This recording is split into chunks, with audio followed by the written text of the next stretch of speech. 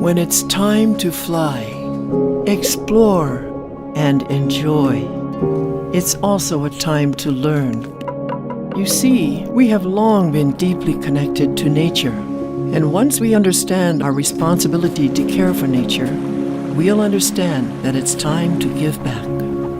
Find your way back to unique experiences that connect us all. Please visit hawaiicovid19.com/travel for the latest requirements before traveling to Hawaii.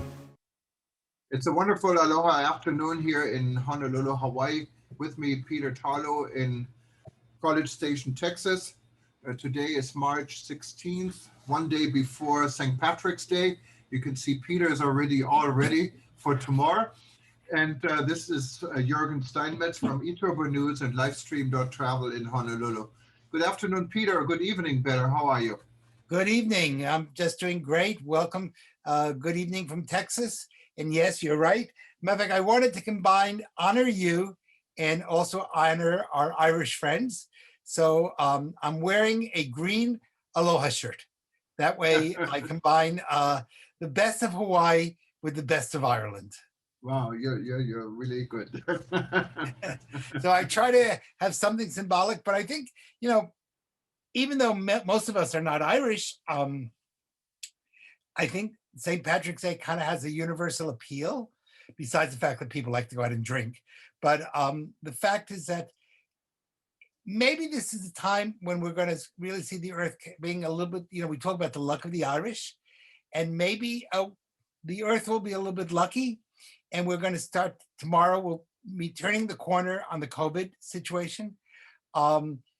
We need to go back to having festivals. And now I know it's going to be hard because we have to create festivals where people will have social distancing. We don't want to create spreader events, such as the problems that they had in Brazil with Carnival. But we do need to give people reasons to travel. And if we can create ways for people to begin to celebrate holidays again, that's really going to be valuable.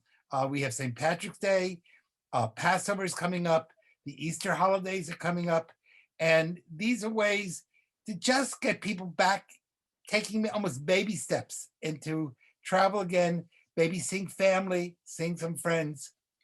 I think that's really important. So in that sense, we're all Irish tomorrow. No, absolutely. And today, if you look through the news, it's, the cruise industry has made some headlines with both Viking cruise line and also Princess Cruise Line pausing operation out of Seattle to Alaska and other destinations. So it looks like cruising is not really ready to come back, even though we heard earlier this year that cruises are sold out. So I guess there's going to be a lot of postponements in that industry, and see how it goes. Frankfurt Airport, of course, says their revenue in 2020 is very much impacted by COVID-19, and I think that's understood. And Frankfurt Fraport, of course, has airports all over the world, so they're really a trendsetter in the world when it comes to airport operation, and also able to share statistics. Now, the American airports are saying that even though they don't have a lot of foreign travel, domestic travel in the U.S. has gone up radically. As a matter of fact, I believe last week was the best week since March of 2020 for airline travel. But it's mainly domestic, and I can understand that because you don't know if a country's going to close down, if there are going to be problems getting home, whatever. So if you're in your own country, you have less problems of bureaucracy, but there is domestic travel. Of course, the big issue, and that's something that really has to be thought through, and we've mentioned this before, is terminals. And one of the big problems in international travel is that a lot of airlines insist you be there 3 hours ahead of time. People don't want to spend 3 hours in a terminal. And so maybe we need to come up with some way to streamline that process so that people can get in and out of terminals quickly and, get onto the plane. So that's going to be one of the maybe changes. And on the cruise industry, I wonder if, a lot of people have signed up. I wonder if they're forced to postpone, if they're going to want to continue, or if they're going to say, you know what, give me my money back. Right. Because, you know, maybe you were going on a cruise next week and you had taken the time off from work. And then all of a sudden the cruise is postponed. They say, well, we're going to do this at the end of June, but you can't take another week off from work. So now you have a problem of, you know, coordinating your travel with your professional status or your family status, or you had somebody take care of your children and all of a sudden, you know, you're not going and you paid this person to house sit or babysit.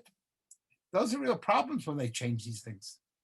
Yeah, and of course, this is happening to many people, not only in the cruise, also in the aviation industry. I think it happened to you even when you booked your flight to Berlin last year and couldn't Yes. go, and you still have this voucher, and it may be expiring a year, maybe it's already expired. No, it's still good, but it's that's $900 that United Airlines has that they won't give me back.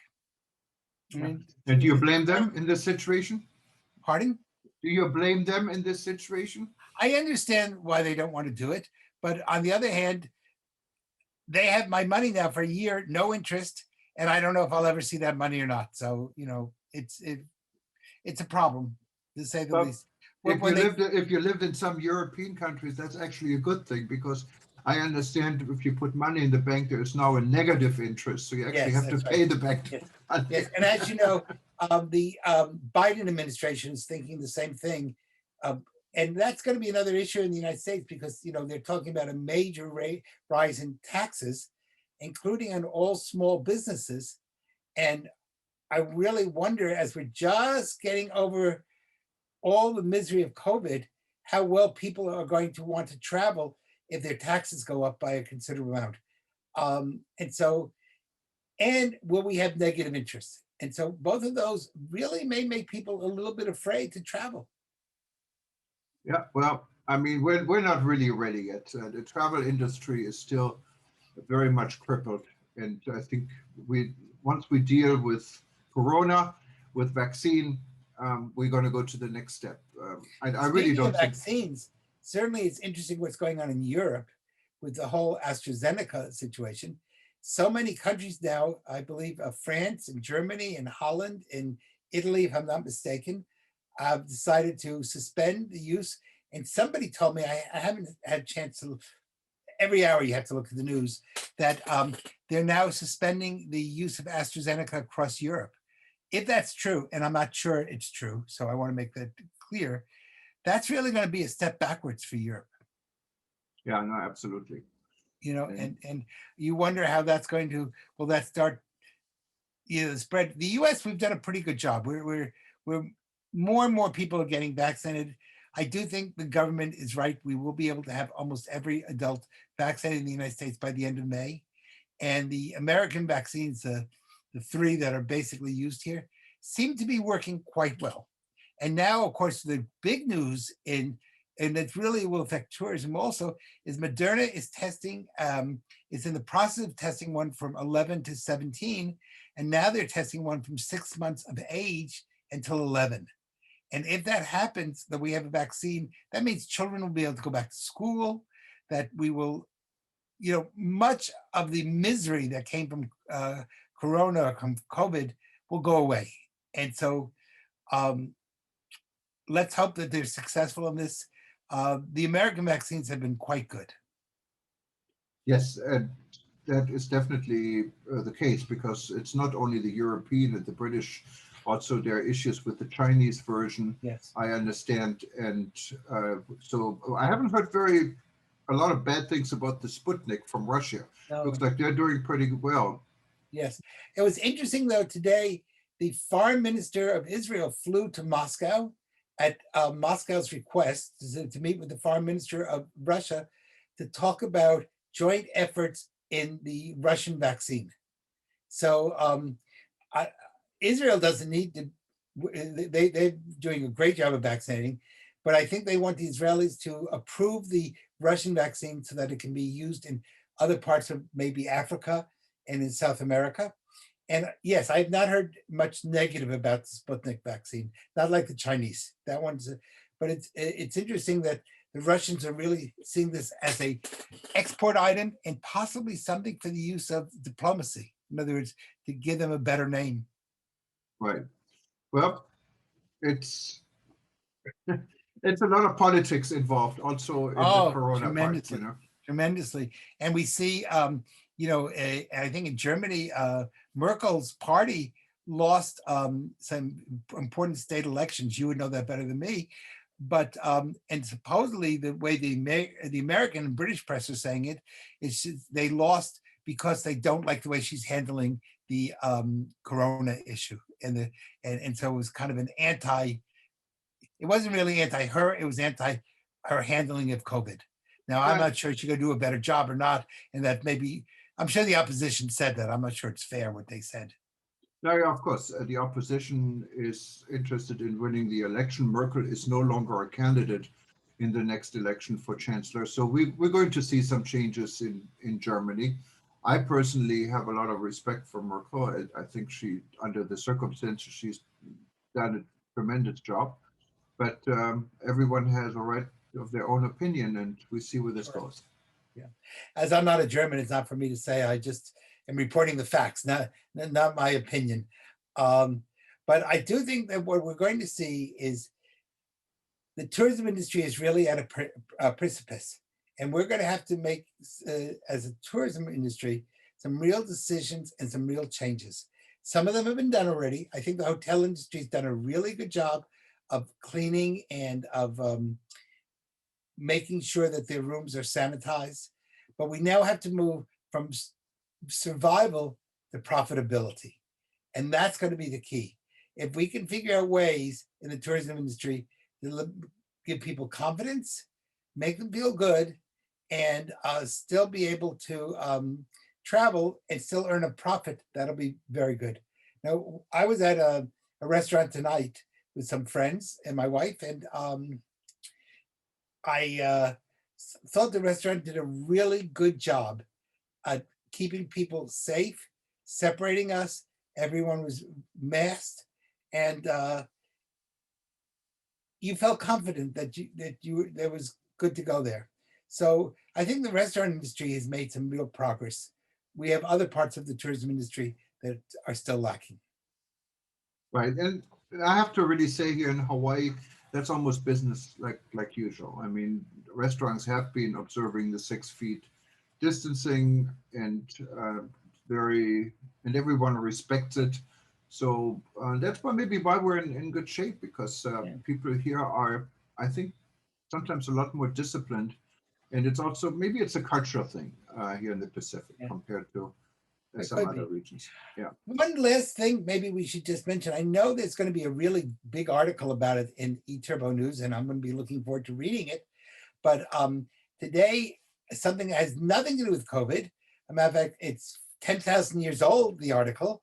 The Israeli Antiquities Society announced that they found not only a basket in the Negev Desert, the Judean desert, which is over 10,000 years old, but they found a child who was mummified naturally that was 6,000 years old, and a number of scraps of some of the biblical books in Greek translation from the Hebrew. There are some Hebrew words in it, but it appears that it was during the Bar Kokhba Revolution, which was about 2,000 years ago. And this will be fascinating because this is, again, real hard archaeological evidence of the whole biblical period. And it wasn't just a story. We're seeing more and more archaeology proving so much of what the Bible says. So I know they're going to be putting this into just like you have the Shrine of the Book, Heichal HaSefer, in the Israel Museum. There's going to be a whole new part for all these wonderful new discoveries that are really turning the world of archaeology and biblical history on its head and really helping. And of course, this is so important, not only to Jews, but to anybody of the Aramaic traditions, be they Muslim or be they Christian. We're all connected through the biblical text. So right. I know you're going to be writing a really fascinating article about this, but this is kind of like just a an appetizer to get people ready to read the article in Eve Turbo News. No, absolutely. Well, we're going to go back to Hawaii. We're going to talk about, actually, we're going to witness a press conference in regards to equal access, I think, to the vaccine, what has been a big discussion point anywhere in the country. And let's see how it's done in Hawaii. Okay, well, that's great. And I wish you well. By the way, tomorrow is supposed to rain here in Texas. So I'll let you know if we got our rain or not. All right. Okay. All right. Have a good evening. Bye-bye. Thank you. Bye-bye. Immediate availability to discuss health equity, our brand new health equity report, and vaccine ethnicity data. Some of you have been very patient in waiting for that data. You've been asking for it for several weeks now, and we appreciate your talk to you today to address where we are and what we've learned from our data and where we go. Looks like we have lots and lots of people in, which is fabulous. Just looking for someone from the Star Advertiser. I'm thinking they put someone in here.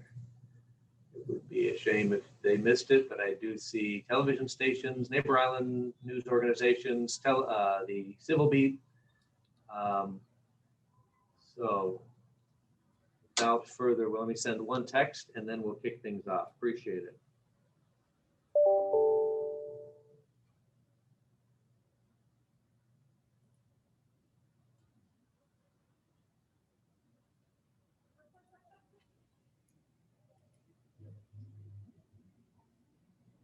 Okay, folks, let's kick things off. I don't want to keep you guys waiting anymore. You're all on time, and thank you very much for doing that. You have waited long enough and very patiently for this information.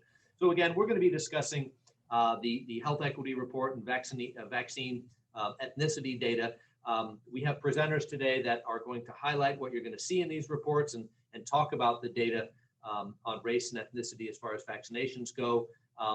The ethnicity data will be published daily, Monday through Friday at 12 noon. And so we're going to give you a sneak preview during this media availability. You'll get a chance to look at that data, and it will be public facing in less than an hour. We will also be publishing the entire health equity report at 12 noon today. We've got a lot of speakers for you, some from the Department of Health. We've got the head of the Disease Outbreak and Control Division. We have the lead investigator of our Native Hawaiian and Pacific Islander contact tracing team. Also here to assist you today is the gentleman who heads the COVID outreach and public education effort for the Department of Health. We have a public health expert from the University of Hawaii who co-authored the health equity report. We have the executive director of Papaololokahi, which is a group focused on improving health and well-being for Native Hawaiians, the CEO of the Waimanalo Health Center, which is such an important resource to people in that community. So a lot of people here to share perspectives on where we've been and where we're going as far as health equity for COVID and the vaccine data. I hope that you have all now had a chance to at least open that press release and maybe not digest it, but let's go ahead and open things up. We're going to do a Q&A after everyone has an opportunity to share some initial thoughts. We'll do a Q&A afterward and hopefully can wrap this up within the hour. First up, batting leadoff for us here today is none other than our acting state epidemiologist. She heads the outbreak and the disease outbreak control division here for the Department of Health, and that is Dr. Sarah Kemble. Dr. Kemble, I know you're with us somewhere. Thank you, Brooks. Good morning, everyone, and thank you for joining us today. Throughout the pandemic, the Department of Health has been committed to health equity for all Hawaii communities. While we still have work to do, I'd like to share new data and initiatives that will help us address the disparities in vaccination administration and the spread of COVID-19. COVID-19 racial and ethnic inequities are linked to longstanding health inequities in cultural communities, including for Native Hawaiians, Pacific Islanders, and Filipinos. Department of Health and our community partners have been working to conduct focused research, outreach, and data collection. The preliminary data that we are releasing on vaccination rates categorized by race follows this trend. Before vaccines were available, Department of Health collected data that has indicated that Native Hawaiians and Pacific Islanders have relatively high hesitancy towards getting vaccinated. 3 months into our vaccination campaign, when we look at the state population as a whole, it lays out the work ahead of us in achieving equity. Out of total Hawaii residents categorized by race, the following have received at least one dose: 25.4% of Asians, 19.2% of Caucasians, 8.8% of Native Hawaiians and Pacific Islanders, 6.4% of African Americans, and 1.9% who identify as other. Due to the Phase 1A and 1B age and employment-based distribution, a smaller number of Native Hawaiians and Pacific Islanders were eligible for vaccination. As we expand vaccination, more Native Hawaiians and Pacific Islanders will become eligible to be vaccinated. I know some of you have requested vaccination data by race and ethnicity and have been awaiting the release of this information. We wanted to be sure we could establish a format that's clear and that can be regularly updated and sustained. And we also wanted to provide a thorough explanation of the data and give you the opportunity to ask questions. We want to emphasize that this data is a starting point and is currently constrained by what we can derive from the National Vaccine Administration System, or VAMS. The national system does not disaggregate Native Hawaiian and Pacific Islander communities at this time. We want to do this and we'll be working to develop a more detailed breakdown to add to this preliminary data. In the next several weeks, you can expect more data to be available in different forms on the website as our data team continues to improve upon and expand the data we share on our data dashboard. This preliminary data is being posted online and will be updated daily on weekdays. Other considerations that are not represented here are income level, education level, access to care, and geographic considerations. All of these things come into play when addressing vaccination disparities. In addition, cultural and ethnic values, vaccine acceptance, and mobility are all issues that may contribute to the disparities.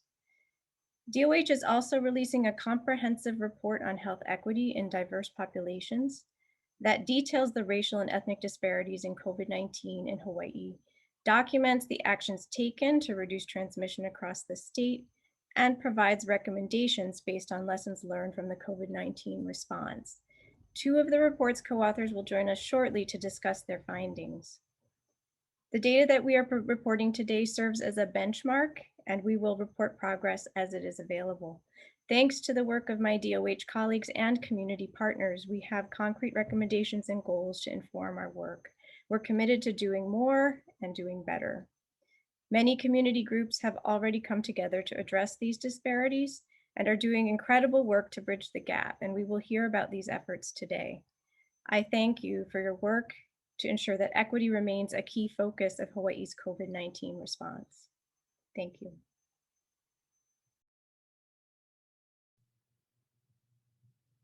And thank you very much, Dr. Sarah Kemble. Next speaker this morning is going to be Chantal Matangi. She is the lead investigator for the Department of Health's Native Hawaiian and Pacific Islander contact tracing team.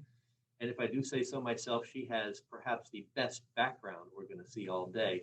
Chantal, take it away. Thank you so much. Good afternoon, talafalava, aloha to all of you. As he stated, my name is Chantal Matangi. I am the lead investigator for the Native Hawaiian and Pacific Islander contact tracing team. I'm going to be talking about how we came together and who contributed to our equity report. So efforts to mitigate the impact of the COVID-19 pandemic in Hawaii were complemented by grassroots initiatives from within the Native Hawaiian, Pacific Islander, and Filipino communities themselves. As the threat of COVID-19 to local communities emerged, organizations and individuals came together to respond and promote resilience. Recognizing the importance of these important efforts and independent efforts, Hawaii Department of Health invited leaders from within these communities to contribute their perspectives and highlight the innovative and resourceful activities that arose amid this unprecedented pandemic.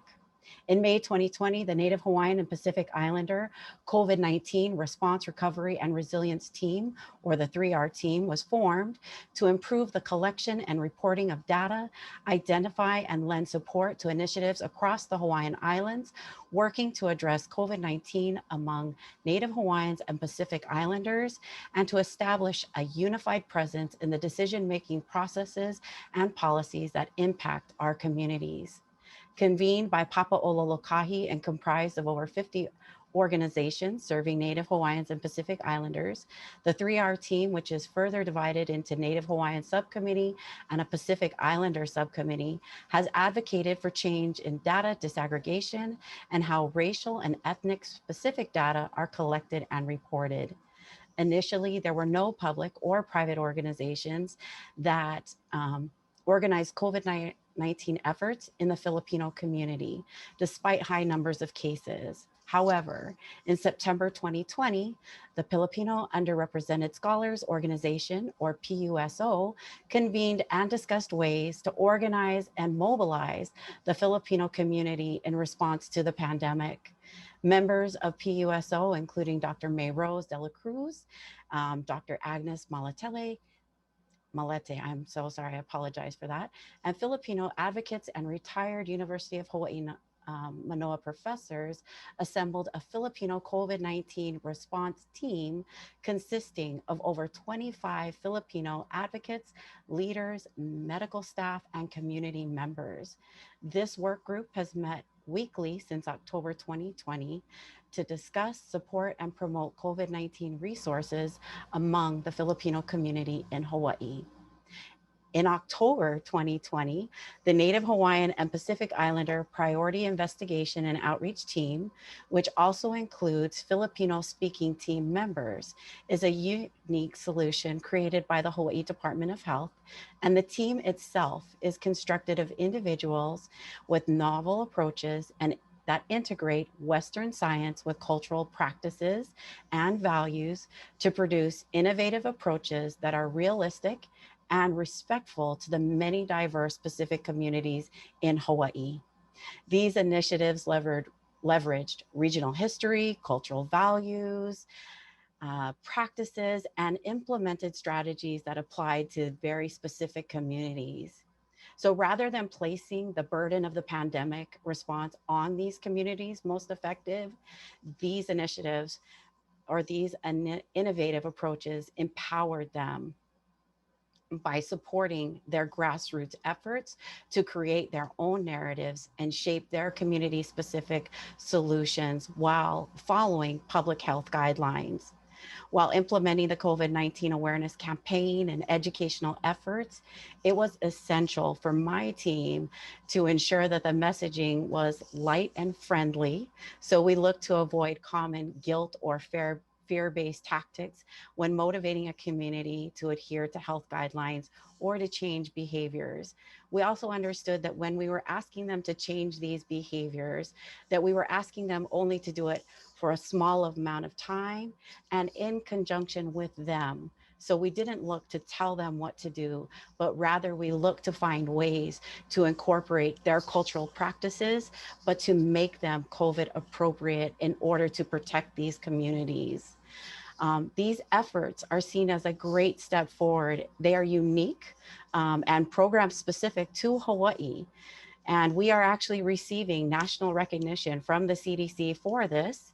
And of course, our hope is that in moving forward, Hawaii will continue to support these collaborative relationships and incorporate this into other departments statewide. I appreciate your time today, and I'll turn the rest of my time over to May Rose, or back to Brooks rather.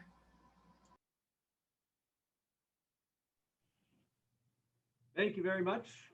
Do appreciate it. I believe next on the hit parade is going to be May Rose de la Cruz, is an expert with the University of Hawaii in Native Hawaiian and Indigenous Peoples Health, and she is also a co-author of the equity report that you're all going to see today. So take it away. Thank you.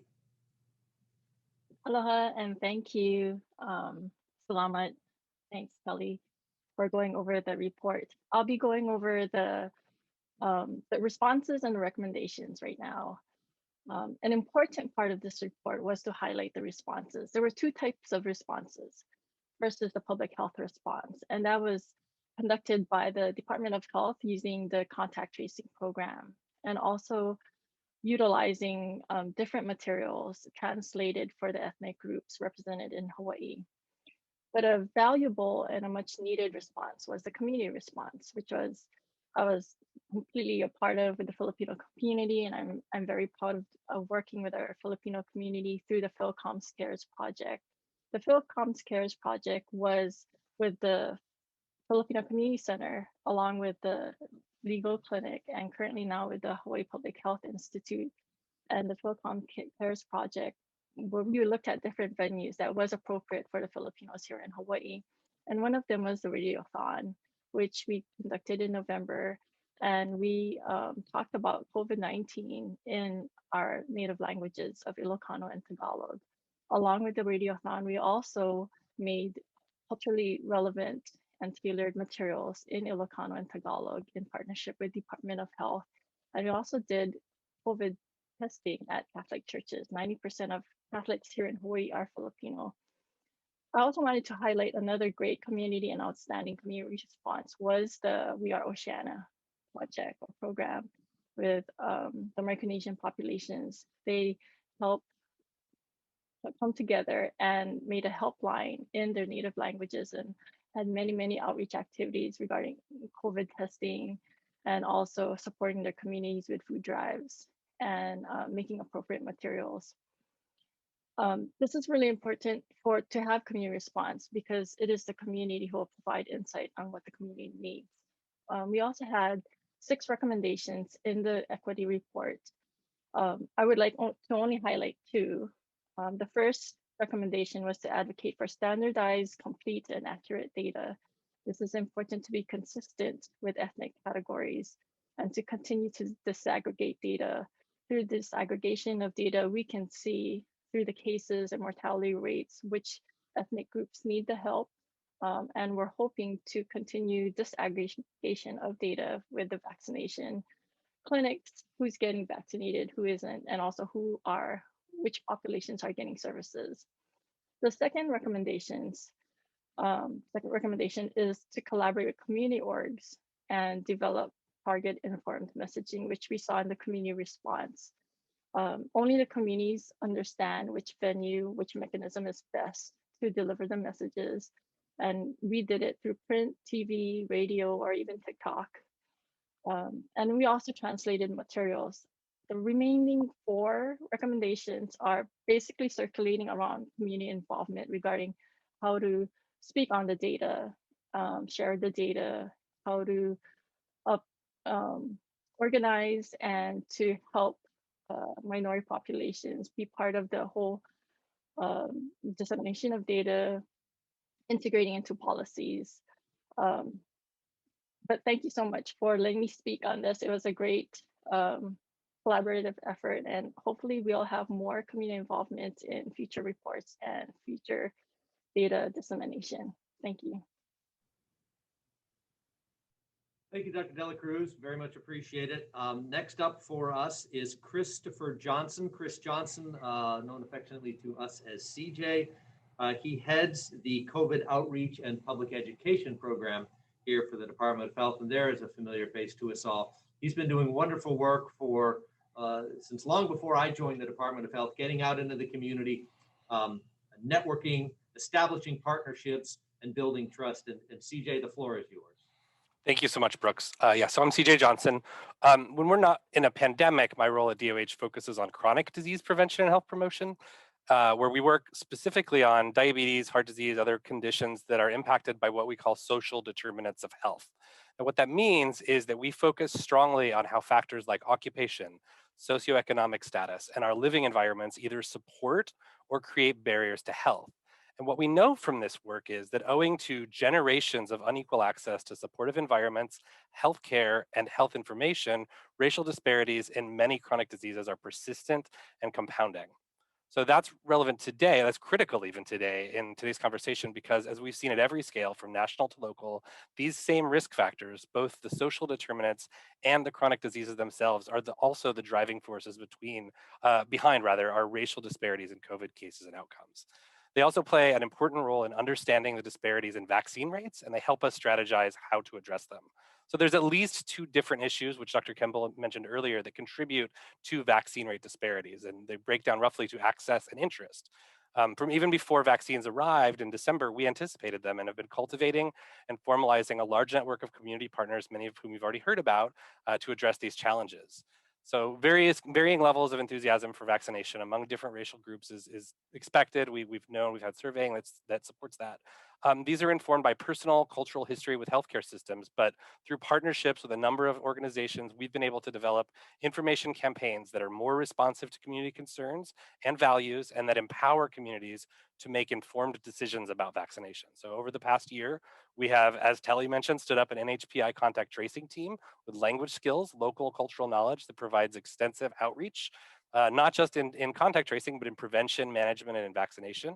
We've worked with community partners to develop a really robust library of COVID-19 and vaccine guidance in over 16 languages, which is available at hawaiicovid19.com. We've developed a series of testimonial videos featuring cultural and health leaders in the NHPI and Filipino communities. And we've dedicated funding, specifically dedicated funding to a number of organizations on the ground reaching out to these populations. And I want to say these critical partners who are already in the field, already making a difference, that we've been able to formalize relationships with, like Papa Ololokaihi, who you'll hear from in a minute, Marshallese Community Organization of Hawaii, Philcom Center, Project Vision, We Are Oceania, the Hawaii Public Health Institute. So by partnering with these groups, we have increased our educational reach. We've identified key influencers like religious and business leaders, and we've prioritized the most relevant messages and channels to maximize that impact. So the other part of the process, which I mentioned, is access, where language, technology, and mobility are known concerns. And some highlights of the existing access work include funding a series of UH courses intended to upskill bilingual community health workers, or CHWs, to share COVID-19 vaccine information, piloting an outbound in-language phone bank system to identify and support kupuna who are not online and may have language or mobility barriers to getting vaccinated, supporting targeted vaccination events. So far we've supported Chuukese and Filipino vaccination events on Oahu, and a number of other language-specific drives are in the works across the state. And today actually is the first in a series of on-site max vaccinations at Hawaii public housing facilities that are senior facilities that we've helped coordinate print and on-site language support for those events. So again, the equity data on the dashboard and in the report is not a surprise to those of us who've been doing this work, but they are compelling evidence that the existing effort is justified, that much more needs to be done, and that even as we struggle with these inequities, strengthening the partnerships that shaped this report and so much of this outreach work is an opportunity to shape a more inclusive and equitable future through empowered partnerships and targeting resources where they're most needed. So with that, I would like to hand the spotlight over to Dr. Sherry Daniels, Executive Director of Papa Ololokaihi, to talk more about the critical role that they have played in COVID-19 response, recovery, and resilience. Sherry? Velina mai kako, mahalo CJ for bringing me into the loop. I want to thank Telly for kind of giving an overview of the 3R team that Papa Ololokaihi, along with others, have worked to uplift. And really what we looked at is the importance of this data report is really going to allow communities as well as policymakers the ability to support the ongoing efforts that we've seen over the last year. One of the biggest challenges is how do we shift policy and how we move forward. And as you saw in the first slide that Dr. Kimball shared, for Native Hawaiians and Pacific Islanders, 8.8% have been vaccinated. And that's one of the reasons the 3R team back in the fall really pushed the National Academy of Medicine to prioritize our population as one of those vaccination priority groups. And that did come out in their report. And so things like that low number was of concern for us. So in working with the Department of Health to make sure that in-language messaging and support was done, really helped to upscale our work with the community. And we really saw ourselves as a bridger between the efforts that the Department of Health is doing and those in the community. One of the things I did want to highlight is Hawaii is the only state that further disaggregates the data for positive cases. So no other state in the US takes our NHPI numbers and further disaggregates it to see how NHs look comparatively to Pacific Islanders in terms of positive rates. And we're hoping that the same scaling can be done for the vaccination data as well, so that that information really helps communities better message. It helps us to understand where we need to put our resources. The resources that we have been able to bring into our communities is to help them push forward vaccination rollouts in partnerships with FQHCs or the Department of Health or other providers such as Kaiser Permanente to really get vaccinations into communities. I believe that we talked briefly about hesitancy, and I really want to kind of talk about that a little bit, that for our Native Hawaiian Pacific Islander communities, the perception of hesitancy is one that we want to shift and really talk about the concept of kilo, and that culturally, kilo is a time, is an activity of observation, that we're not jumping quickly to an action, that we're taking our time to really gather information, be thoughtful in our response, and really to look at how being vaccinated and making those choices has impact not only on ourselves, but on our families and within our communities. So instead of looking at it as hesitancy, that we're looking at it from a space of being in kilo, that we want to look and we want to observe before we move forward. We're hopeful that the changes that we're seeing and that all this information and the gathering of entities coming together, both at the state level, at community-based organizations, and even with those bridging organizations, that we can see policy shifts moving forward, that we can change the way our system, the mechanisms behave, so that we can truly support the efforts that are being done in community today. So with that, I'd like to pass it over to Dr. Mary Oneha from Waimanalo Health Center. Aloha, mahalo, Sherry. Thank you for that. To ensure that the nation's underserved communities and those disproportionately affected by COVID-19 are equitably vaccinated against COVID-19, the Health Resources and Services Administration, or HRSA, and the Centers for Disease Control and Prevention, or CDC, launched a program to directly allocate COVID-19 vaccines to HRSA-supported health centers. So in their first phase, 250 health centers were invited to participate. In the second phase, an additional 700 health centers have been invited to participate. 12 out of 15 health centers in Hawaii were invited to participate recently.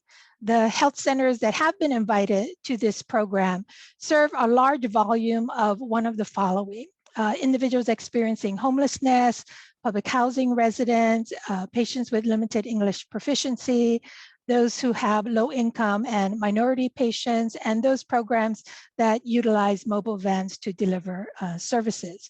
The allocation provided for this program is separate from the jurisdiction's weekly allocations, or those allocations that we currently receive from the Department of Health. There are several steps community health centers need to complete before ordering vaccines through this program. Health centers follow state priority guidelines in administering the vaccine to their patients and are allowed the flexibility to administer beyond those guidelines to our disproportionately affected communities and those populations with health and socioeconomic vulnerabilities. So we appreciate the support from the Department of Health and our Primary Care Association, and are excited to accept the invitation and support from the federal government.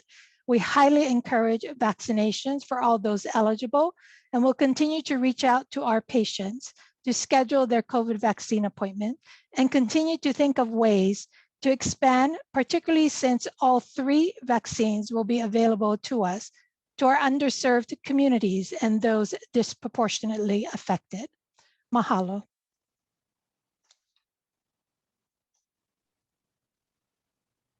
All righty. Thank you very much. I appreciate it. Reporters, I know that that is a whole lot of information to digest, and you have yet to see this full report and have time to read that and digest it. You just got a very quick look at some of the numbers, so we can get those up again on the screen for you during Q&A if you would like. But it is now time question and answers. I know there are a lot of questions out there. And so let's do it this way if we can. It has been suggested that we ask people to raise their hands, but everyone has been so good in the past. You guys have all played so well in the sandbox with one another, giving each other time to ask questions and even a follow-up question when needed. So hopefully we can just have a free-flowing conversation, but if it gets a little out of hand, we'll go back to the raising of the hand. I do see that hands are already up. Let's go to Daryl Huff and then Kristen Concilio. We can get a question for you, the Star Advertiser. But Daryl Huff, what can we do? So where's the data on Filipinos? How do we find it? It's not on your slide.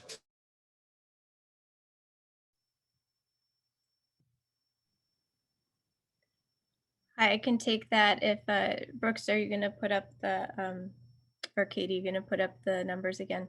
So the vaccine data is currently limited by the categories available in the Vaccine Administration Management System, which is the federal data system for collecting vaccine administration data. And these are the categories that are collected federally.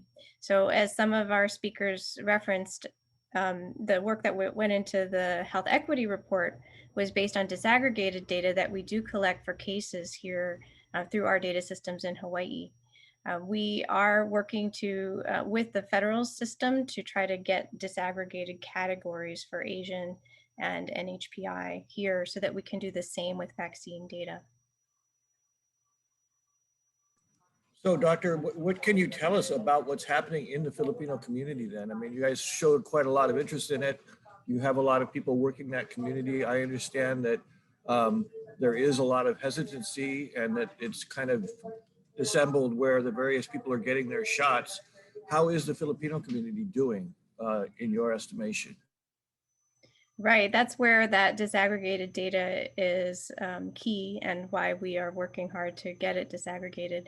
We don't have great visibility through the federal data on those groups within the Asian category or the Native Hawaiian Pacific Islander aggregate category. Is it okay if I address that question, Daryl? Thank you, Daryl, for that question. So, being out in the community, and we've noticed this with our community, we've been meeting almost every week with the Filipino organizations, and we've noticed the issue isn't vaccine hesitancy with our group, it's vaccine access. So that's why we've been going out, doing more outreach activities and working with the Filipino Catholic clubs to make sure that our elderly are going to get vaccinated at the Catholic churches. There's a great mistrust sometimes with the medical community. So if the church promotes it, and our first vaccinated Filipino location was the bishop. He's not really Filipino, but he was vaccinated and he wanted to show that he endorses vaccination. So if there's more access to the vaccine, more Filipinos are willing to get it, especially since many of us are frontline and essential workers. But we are hopeful that much of that Asian data gets split, and we would like to see if our Filipinos are getting vaccinated because we are providing a lot of places where they can. Thank you. I think you just answered my question about where it is. So they are within the Asian category then? That's where they usually put us, yes. And if we can, let's go to Kristen Concilio. Kristen. So, sorry, I think I heard that the issue is not so much hesitancy, but maybe waiting and watching for Native Hawaiians. And then did you say access for Filipino community? Is that what you just said? Sorry. Yes, thank you. So it's, oh, go ahead. So regarding Filipinos, it's hard. Like I think a lot of us, there's language barriers with our elderly populations. The registration process is very cumbersome and the health literacy level is really high there. So what we've been doing with the Catholic churches is we do registration a week before the vaccination clinic at the church, and then we do the vaccination a week later. So we're up there in person helping them getting registered, because a lot of times you don't have internet access for them, or they don't have they don't understand the whole process. So just being there out in the community and helping them understand the registration process and know when to get it and then they will stand in line. They will wait for their turn and they would like to get vaccinated. So what kind of policies need to be changed in order to, help with this issue? It's been great that the Department of Health and the state's been helpful with a lot of giving us access to vaccines. But I think a lot of the push really needs to be a pattern and a habit of doing that in any case regarding public health. To push it out in the communities, the pod started off at Kaka'ako. Our elderly don't have access to that. They're not seen at Kaka'ako. Sometimes it's not within the bus line. There's no transportation for them. So I think it's best to push it out in the communities, the Catholic churches. That's where we're at for Filipinos. So I think that's the case for many of our vulnerable and minority populations. Bring it to the rural communities and help us get it out to our people. For Native Hawaiians, I just want to chime in, similar to what May Rose had said, that for our community, it's not that we're not wanting it, is we want to understand, we want our questions answered, we want to see what happens. Messages can be very confusing. The platform is confusing for many in our community, and we're finding that they often need some additional help, multiple in many of our communities, right? It's not just giving them the link, it's how do we help them register? How do we help get them to those sites in their community? So it's really looking at community partners so that the access is closer to their homes. It's also helping them fill out the forms there, but also checking in with them so they know that they have a second dose that they have to come back for. And what does that mean in their community? So it's helping communities really band together in a way that they already do, but to support those efforts with funding, to help support pay for community health workers that are helping register, helping check in, making sure when we have events that there's opportunities that messaging can be put out to them as well so that they can share more word of mouth with their community members as well. So it's really taking a multi-pronged approach, but also making sure we have information that are not only linguistically correct, but also visually correct. The Papolo Lokahi, along with our 3R team, will be releasing a vaccination toolkit, and that is in partnership with some Native Hawaiian and Pacific Islander organizations across the nation, that we wanted to make sure when we look at creating a toolkit for our community, that it was not only in language, but it was also visually appealing so that we can help them. But it's also helping our communities have access for funding, for support, so that they can do their best as well. And I am so sorry, I'm going to add one more thing to this. My apologies. I think that it's also important, especially as we're doing educational outreach, something that's been coming back over and over again is making sure that we have Department of Health workers who speak their language, understand their culture, and who are able to communicate it in a way that they understand. Recently, I was a part of a discussion where one of the community members had stated, I received a call from a contact tracer and they used an interpreter. And while I appreciate the fact that the effort was being made, the next call I received was from an actual contact tracer who had been trained and who spoke the language.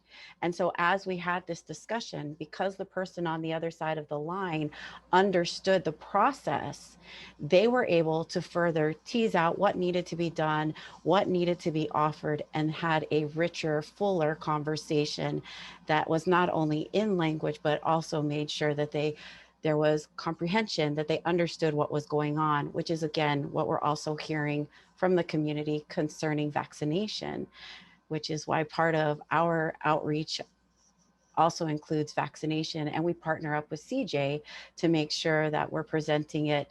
It's factual, it's whatever the Department of Health is putting out, it's up to date, but also it's in language and culturally appropriate. So I think that's important to note, and amazing job by the Department of Health. Thank you, Kelly. We appreciate that. I see Nicole Tan has a question, but she has indicated to me she has a question that is a little off topic. And so if I may, let's go to Juergen Steinmetz next, who has his hand up. Yes, my question maybe is also a little bit not off topic, But I'm wondering, the visitors industry has some of our guests that are staying long term and actually were encouraged to come here and work away from home so they can fulfill the quarantine requirements. They're both domestic visitors and also international visitors in Hawaii. Do they have access to our vaccine program? So the vaccine program in Hawaii is focused on people residing here in the state, and people are asked to provide proof of residency when they go to get vaccinated. Thank you. All right, and Nicole has indicated to me that she does have an on-topic question. So Nicole Tam at KITV will take that, and then we'll try to circle around if we have time at the end to your off-topic question. But Nicole, something related to today's topic. Yes, thanks, Brooks and everyone. So many speakers spoke about like community group involvements to get people vaccinated.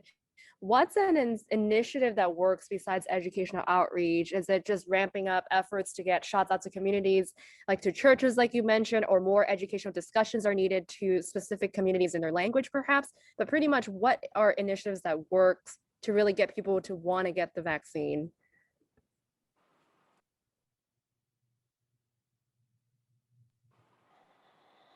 I'll take that, I guess. I think so as I mentioned in my presentation, I think there's kind of two separate concerns, right? So one of them is the education or the interest. I agree that I don't like the term hesitancy. I think it's very reasonable to have questions and want your questions answered in a way that's resonant with you. So interest and access. So we are not we're dealing with both of those at the same time, and I guess in different people and different populations and different communities are, and different ages certainly, are at different stages in that process. And so at the same time that we are reaching out and trying to make sure that we have answers to the one-on-one questions I mentioned on hawaiicovid19.com, we do have our FAQs that are things like, how does mRNA work? Or what are the side effects of the vaccine? Or what do I need to bring with me to my appointment?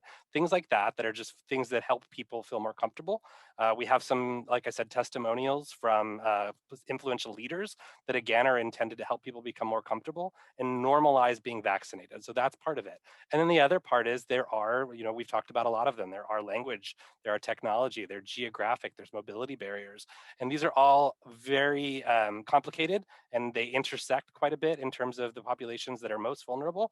So there's a lot of communication work, there's a lot of outreach work that is being done. We have funded a number of these organizations that were already doing community work, right? They were already out and working before there was vaccines. They were getting masks to people. They were translating their own material to their communities to make sure people understood hygiene and precaution. So what we've been able to do is fortify those relationships, provide guidance, and listen, right? It's not a broadcast, it's not a one-way relationship. We're listening to the community partners and hearing what concerns are, and then trying to figure out how we can transfer from these pods. Like the pods were designed specifically to get lots and lots of people in and out. And when we had a limited supply and when we were early in the process, it was really important to move a lot of numbers, right? That herd immunity is the finish line. But we also saw from this vax data that the consequence of that is that we don't have an as equitable distribution as we'd like. So we're working with those same partners we've been developing relationships with for years and really focusing for the last year to identify the specific individuals, the specific neighbors, the auntie that's not online, the auntie that can't leave the house, the neighbor who doesn't speak English, and helping people. And we are trying to get them the resources and fund work that is doing that really labor intensive, really time intensive outreach to make sure that we're not leaving those folks behind. So I think it's two separate but related challenges. And they're, as I think I've been given my 101 thing on webinars and stuff for 2 or 3 months, and you feel like, gosh, doesn't everybody know it by now? But the reality is a lot of folks still haven't heard it, or a lot of folks still haven't made up their mind. So we're continuing to do that part, the education, and also really trying to think through the barriers and how we can address them. And I just wanted to add that the other side of this is making sure that vaccines are going to providers who these communities are most familiar with and comfortable with to begin with. That's been a large part of the emphasis on federally qualified health centers. We're very grateful for the federal program that's allowing us to even further expand vaccination through federally qualified health centers. But from the beginning, one of our top priorities has been to make sure that all the doses that can be absorbed through the federally qualified health centers and other providers that are serving those communities are met. So that remains the goal for ongoing vaccination, to make sure that resource is fully utilized. I don't know if there's any additional comments that Dr. Oneja would like to make on the FQHC perspective. No, I agree with what you just stated, Dr. Campbell, and what CJ shared. I think it's a combination of factors.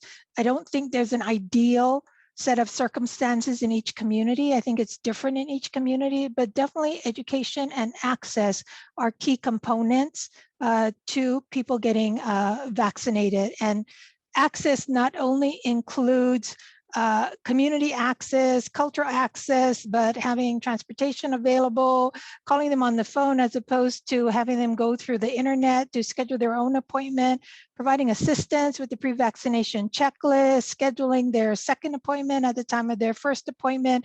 It's just a number of supports that are needed to be in place to assist the populations that we are serving. All right, thank you all for that. Anita Huffler has asked questions for quite some time about this topic, and I'd like to give her an opportunity to ask a few questions that she's got on deck. Anita. Thank you so much. And thank you all, everybody at DOH. I know you guys have been fielding my questions for several weeks now, so I really appreciate, this press conference today. And so the first question I had was a follow-up to what Daryl was asking about more specific data. I understand that the VAMS system has broad race categorizations. My question is, how specifically are you going to be able to get that more specific data? Because people are getting vaccinated right now and they're sending me like screenshots of their vaccination questions that are only those broad race data. How are you going to know like how many Filipinos have been vaccinated? Do you have to kind of like call everybody back the way that it worked for the COVID-19 cases, or is there additional way that providers are obtaining that information currently? And also, what is the timeline for getting that more specific breakdown? I understand it's complicated, but what is like what should we expect in terms of when we can see those breakdowns specifically for disaggregated data for Native Hawaiians, other Pacific Islanders, and Filipinos? Thanks for that question. The answer is some of both or some of each. We have been asking sites where feasible to use a paper-based form in the meantime that also collects more specific race categories. So for those sites that have been able to do that, we are collecting back those forms, and that is that process of trying to go back and backfill some of that information. Other sites, including many of our health system sites, may be able to collect the specific race information through their medical record systems. So as we're still in the process of getting our immunization information system, the Hawaii Immunization Registry, back up and running fully. So as those providers onboard, we can extract data on race for those vaccinations that already occurred to some degree through that method. Finally, we have asked the Centers for Disease Control and Prevention from the beginning when we began using VAMS to add specific race categories and disaggregate the Native Hawaiian and Pacific Islander category as well as the Asian race categories. We did get word recently that they have heard our request and are working on disaggregating those fields in VAMS as well. So we're happy to hear that. If I have a timeline from them, I will share it with you. So at this point, there is no specific timeline for this, or it's unclear? I think realistically, we're more likely to get this kind of information going forward prospectively. We do hope to at least complete enough of a retrospective review of the various other methods we can capture what's already happened to get a snapshot. But I think most likely we'll have more robust data moving forward. That would be, I'm hopeful that we'll have some of these solutions come through within the next few weeks, but again, we are somewhat dependent on the federal systems to make those changes, and we're working on that. I was also wondering in terms of the, the 8.8% vaccination rate for the NHPI community. I was wondering like how you feel about that. Like when I look at that and I see 8.8% is vaccination rate and 41% of cases are affecting that community, like what would you like the public to take away from the differences in those numbers? Like what is your reaction to that? The first reaction, as CJ was saying, is those numbers are not unexpected for those of us who have been working on these issues. And there's a couple of reasons.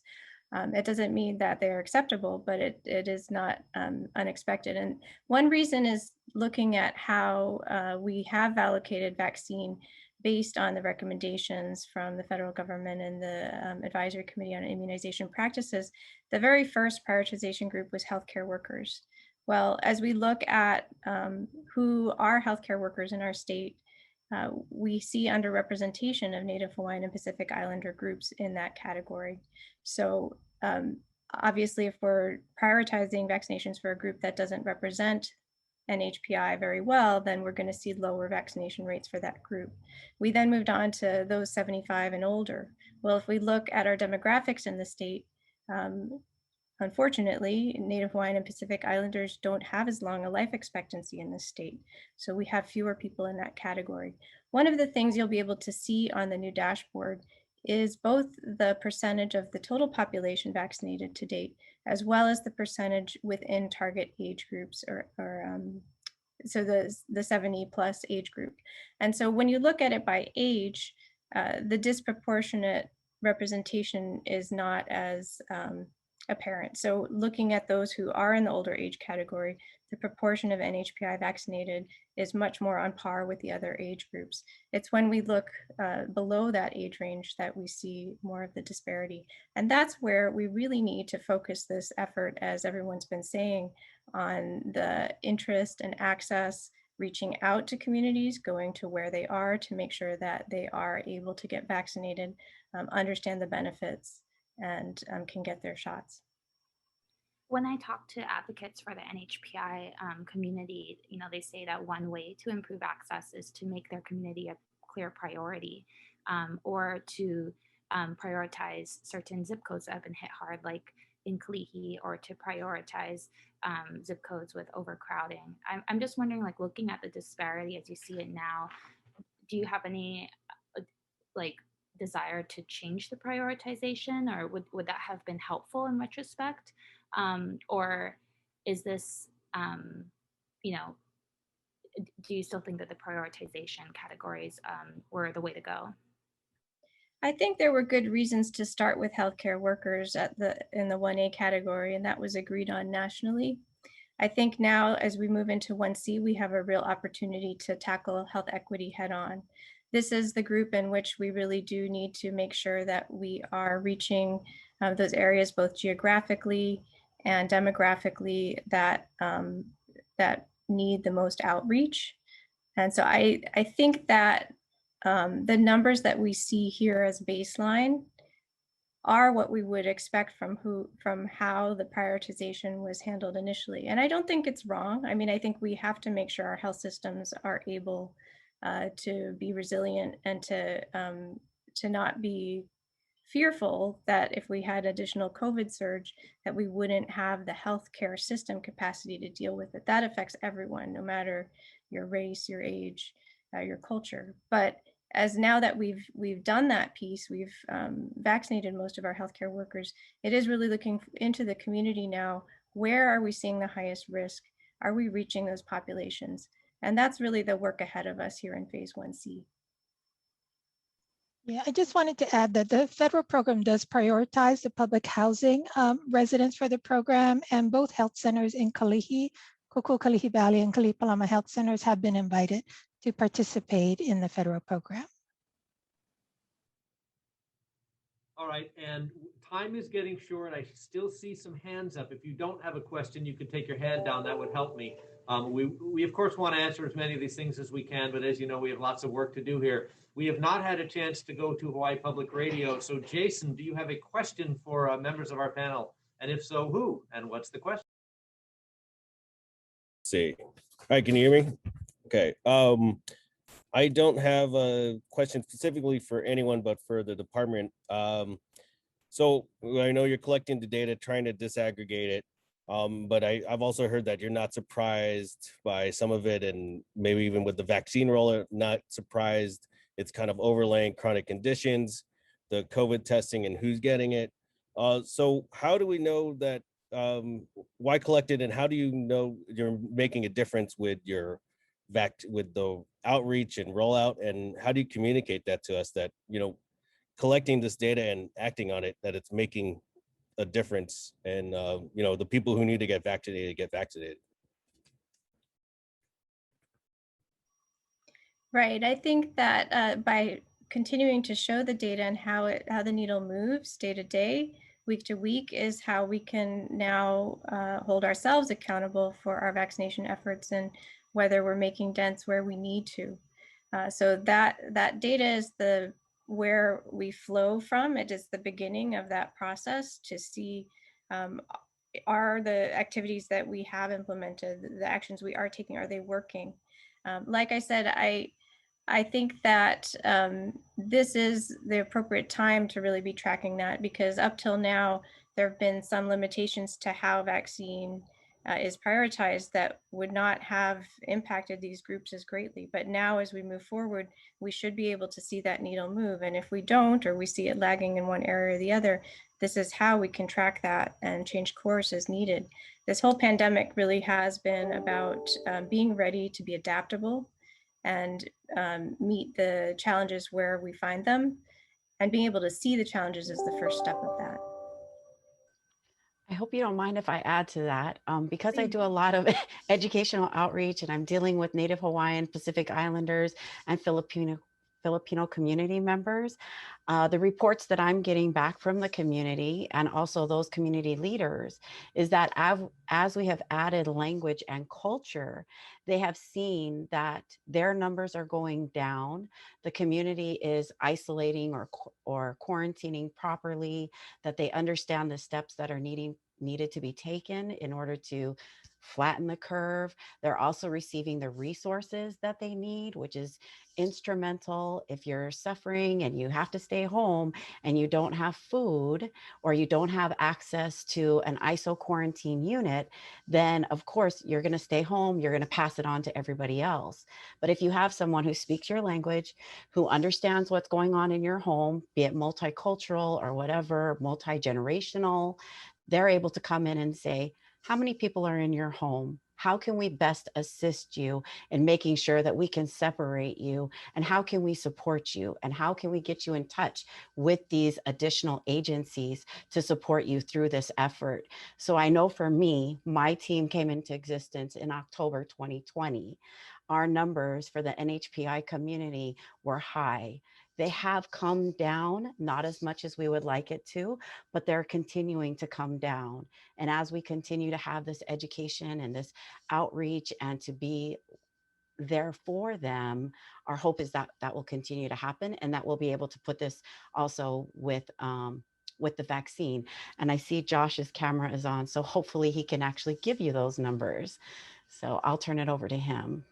Yeah, I know we're short on time, but I just wanted to chime in to the role that we see data playing on these issues. And so when it comes to the vaccination data, we are looking at trends over time. So today's posting will just be a first baseline, as Dr. Kimball mentioned, and then we will be providing ways to analyze the data so that we can track our progress towards the goals that have been mentioned, and to be able to evaluate the effectiveness of all the outreach activities that are happening.